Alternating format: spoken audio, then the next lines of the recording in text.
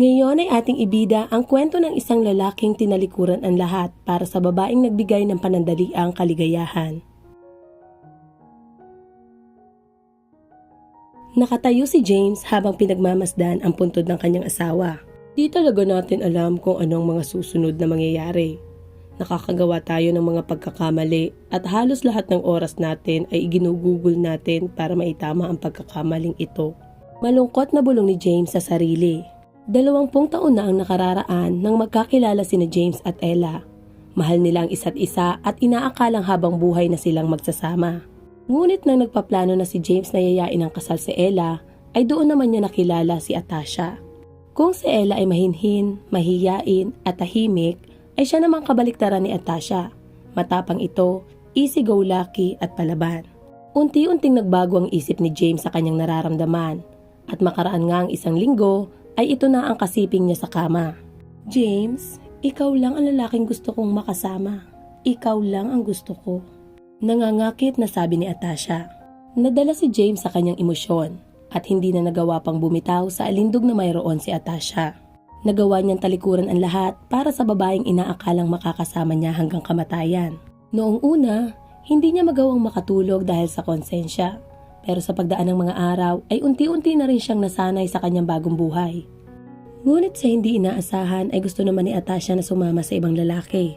Makalipas ang 5 taon nilang pagsasama, nanginig ang buong kalamnan ni James nang malaman niya ang bagay na ito. Hindi siya makapaniwala na ganoon na lamang kadaling itapon ni Atasha ang lahat ng kanilang pinagsamahan. Matapos ang pangyayari, hindi muna siya bumalik sa kanilang bayan. Alam niya sa sarili niya na wala namang naghihintay sa kanya doon. At isa pa ay nahihiya siyang makita si Ella dahil sa pag-iwan niya dito ng walang paalam at naglaho na parang bula. At ngayon ay punong-puno siya ng kahihiyan. Trabaho na lamang ang inatupag niya at sa edad na 30 ay nakapagpatayo siya ng munting negosyo. At pagtungtong niya sa edad na 40 ay kinilala siya bilang isa sa pinakamayaman tao sa kanilang lugar. Ngunit sa kabila ng kanyang matayog na pamumuhay ay hindi pa rin niya magawang maging masaya. Oo nga at nagkaroon din siya ng mga naging karelasyon. Gayunpaman, hindi niya maintindihan ang kanyang sarili. Ayaw niyang maging seryoso at itali ang sarili sa mga ito. Lumipas ang mga taon at naunawaan na niya kung bakit siya nagkakaganoon. Ito ay dahil ikinukumpara niya ang lahat ng mga babaeng nakakarelasyon kay Ella. Kaya naman napagpasyahan niyang bumalik sa lugar kung saan sila unang nagkakilala. Noong maisip iyon ni James ay agad siyang nagtungo doon upang hindi na magbago pa ang kanyang desisyon. Bumili siya ng bahay at lupa na kanyang tutuluyan habang hinahanap niya si Ella. Sumagi sa isip ni James na baka mayroon na itong sariling pamilya. Ngunit laking gulat niya nang malamang wala itong asawa, kundi nakaratay sa ospital at bilang na ang mga natitirang sandali sa mundo. James, ikaw ba yan? Bumalik ka? Mahina at marahang sabi ni Ella. Pagkakita ni James kay Ella ay agad tumulo ang kanyang mga luha. Niyakap niya ito ng mahigpit at hinawakan ang mga kamay. Ella, huwag kang mag-alala. Magiging maayos din ang lahat. Nasisiguro kong may pag-asa ka pang gumaling. Ngumiti lamang si Ella sa sinabi ni James at ilang saglit pa ay ipinikit na nito ang kanyang mga mata at tuluyan ang natulog ng mahimbing.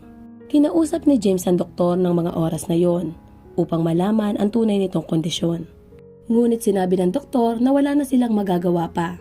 Bukod doon ay sinabi rin nito na may taning na ang buhay ni Ella na tatagal lamang hanggang 2 buwan. Hindi ito pwedeng mangyari. Hindi ako naniniwala sa iyo. Pinaghalong sakit, galit at gulat ang makikita sa mukha ni James. Pasensya na sir, pero ginawa na namin ang lahat ng aming makakaya. Huli na ang lahat nang dalhin siya dito sa ospital. Stage 4 na ang cancer. Kaya kahit anong gamutan pa ay wala na ring mangyayari. At mahihirapan lamang ang katawan ng pasyente. Ang maipapayo ko lang sa inyo ay pasayahin niyo siya. Tulungan niyo siyang maging masaya para kahit papano ay naramdaman niya yon sa mga huling araw niya dito sa mundo. Sinunod ni James ang payo ng doktor at inalagaan niya si Ella. Nag-hire din siya ng mga nurse at health workers na pwedeng mag-alaga at magbantay dito. Isang umaga, habang nakaupo si James sa tabi ni Ella, ay tinanong niya ito kung ano ang pinakagustong gawin at pangarap sa buhay. Mayroon akong pangarap. May 2 bagay akong gustong gawin. Noon pa man ay gusto na kitang pakasalan. Sa totoo niyan ay may napili na akong wedding dress. Binili ko yon habang ini-imagine ko kung gaano tayo kasaya sa araw ng ating kasal. Napanaginipan ko pa nga na hinihintay mo ako sa altar. Nakangiting sabi ni Ella, habang napapikit naman si James upang pigilan ang pagpatak ng kanyang mga luha. Huwag kang mag-alala, Ella. Pwede pa rin naman natin tuparin ang mga pangarap mo. Magpapakasal tayo, pangako ko sa iyo yan. Matapos iyon sabihin ni James ay bigla siyang tumayo ngunit napahinto. Ano nga pala ang pangalawa mong pangarap? Sasabihin ko sa iyo sa susunod. Mahinang tugon ni Ella. Makalipas lamang ang 2 araw ay natupad ang pangarap ni Ella at pinakasalan siya ni James. Marahan siyang naglakad patungo sa altar na halos hindi makatayo kapag walang nakasuporta. Nakasuot ng wedding dress, naka-makeup at nakasuot ng puting sapatos. Sinikap niyang magpalakas upang kahit papano ay makakausap niya ang mga bisita. Wala namang gaanong bisita, lalo na at wala rin namang kaibigan si James. Bagkus, ang mga naroroon ay mga medical staff, mga taong nag-alaga sa kanya at sa mga naging kaibigan niya habang siya ay nasa ospital. 3 araw ang lumipas matapos ang kasal, lalong lumala ang kondisyon ni Ella at agad naman siyang dinala sa ospital. Hindi umalis si James sa kanyang tabi. Sa panahong iyon ay ang kanyang kanang kamay muna ang nag-aasikaso ng kumpanya. Kampante naman siya dahil mapapagkatiwalaan ito. Alam ni James na kaunting oras na lamang ang natitira sa asawa, kaya gusto niya itong samahan hanggang sa huling sandali. Ella, di ba sasabihin mo pa sa akin ang pangalawa mong pangarap? May gusto ka pang sabihin sa akin, di ba? Marahang tanong ni James habang umiiyak at hinahaplos ang ulo ni Ella. Hindi na sumagot pa si Ella at matapos nga ang 1 linggo ay tuluyan na itong binawian ng buhay. Hindi lang basta umiyak si James, kundi nagwala at nagsisigaw siya habang sinisisi ang sarili sa lahat ng nangyari. Kung sana lamang ay bumalik siya ng mas maaga. Kung hindi sana siya umalis noon ay hindi sana nangyayari ang lahat ng ito. Matapos noon ay tinungo niya ang daan palabas ng sementeryo. Dumating ang ika-40 araw ng pagpanaw ni Ella. Nagbuntong hininga si James habang hinahawakan ang puntod ng asawa. Ayaw pa sana niyang umuwi ng bahay dahil panigurado ay malulungkot lamang siya. Sumagi sa isip ni James na mag-alaga ng pusa o aso. Ngunit sino naman ang mag-aalaga nito kapag siya ay nasa opisina? Pagpasok niya ng bahay ay nakabibinging katahimikan, makapal na alikabok at maduming sahig ang sumalubong sa kanya. Noon ay mayroong pumupuntang babae upang maglinis, 2 beses sa loob ng 1 linggo. Kaya lamang ay nag-resign ito noong nakaraang buwan. Paakyat na sana ng hagdan si James nang biglang tumunog ang doorbell. Pagbukas niya ng pinto ay bumungad sa kanya ang isang babae. Hello po! Nagpunta po ako dito dahil sabi ng kapitbahay nyo ay baka mayroon kayong maibibigay na trabaho sa akin. Mahinahong tanong ni James sa babae. Ano bang trabaho ang ina-applyan mo, iha? Kahit ano po, sa katayuan ko pong ito ay wala akong karapatang mamili pa ng trabaho. Pwede po akong magluto, maglinis at mag-alaga ng mga halaman nyo dito. Kahit ano pong trabaho basta lamang po ay mayroon akong matutuluyan. Ganoon ba? Sige, pumasok ka. May dala ka bang dokumento o rekomendasyon mula sa dati mong trabaho? Iniabot ng babae ang isang envelope. Umupo naman si James at isa-isang binasa ang mga impormasyong nakasulat doon. 22 taon na ang babae na nagngangalang Cassandra at kapansin-pansin din ang nakaumbok nitong tiyan. May ama ba ang ipinagbubuntis mo? Meron po, lahat naman po ng bata ay may ama. Yun nga lang po mas pinili niyang iwanan at kalimutan kami. Hindi ka taga rito. Pero bakit dito ka naghahanap ng trabaho? Pagtatakang tanong ni James. May personal po akong dahilan, pero kung maaari po sana ay wag na nating pag-usapan pa. Siguro kapag handa na po ako. Ilang minuto ring nag-isip si James bago magdesisyon tanggapin si Cassandra. Sige, maaari kang magtrabaho dito. Ngayon lang ako tatanggap ng empleyado na galing lansangan. Halika, sumunod ka para maipakita ko sa iyo ang mga kwarto at gamit. Lumipas ang 3 araw at hindi maipaliwanag ni James kung paano siya mamumuhay nang wala si Ella.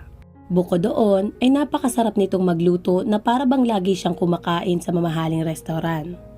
Ang buong bahay ay malinis at mabango at lahat ng gamit ay nasa ayos. Isang gabi, habang naghahapunan sila ay nakangiting nagsalita si James.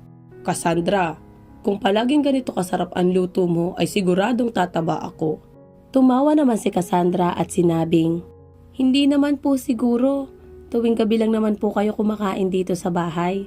Madalas po ay umiinom lang kayo ng kape. Pinagmasdan ito ni James ng ilang sandali at sinabing, Cassandra, siguro naman ay handa ka nang sabihin sa akin ang tungkol sa nangyari sa iyo at sa ama ng ipinagbubuntis mo. Napabuntong hininga si Cassandra at ikinento niya kay James ang mga nangyari. Ang ama po ng aking ipinagbubuntis ay pamangkin ng dati kong amo. Mababait naman po ang aking amo. Gusto nga nilang ipakasal ako sa kanilang pamangkin, pero ako na mismo ang tumanggi. At mula noon, ay lagi nila akong pinahihirapan. Napagod na rin ako kaya umalis ako. Nagpunta ako dito dahil taga rito ang aking ina. Alam mo ba kung saan siya nakatira ngayon? Tanong ni James. Hindi ko po alam dahil lumaki po ako sa bahay ampunan. Iniwan niya ako sa ospital pagkalabas ko sa kanyang sinapupunan. Tumakas siya sa ospital at hindi na ako binalikan pa. Lumaki ako na galit sa kanya. Akala ko masama siyang tao. Pero noong nakaraang taon lamang ay nakatanggap ako ng sulat mula sa kanya. Alam niyo po bang iniwan niya ako hindi dahil sa hindi niya ako mahal, kundi dahil gusto niya akong magkaroon ng magandang kinabukasan. Wala daw siyang kapera-pera noon at hindi rin niya alam kung nasaan ang lalaking nakabuntis sa kanya dahil iniwan siya. Pero hindi naman daw niya sinisisi ang tatay ko dahil hindi niya alam ang tungkol sa akin. Balak niya raw akong balikan pero hindi na daw niya ako mahanap. Marami na siyang napagtanungang bahay ampunan hanggang sa nahanap na niya ako. Kaso wala naman siyang lakas na loob na magpakita sa akin kaya sumulat na lang siya. Sabi niya sa sulat na hindi naman daw niya ako masisisi kung magagalit ako sa kanya at hindi ko siya kausapin.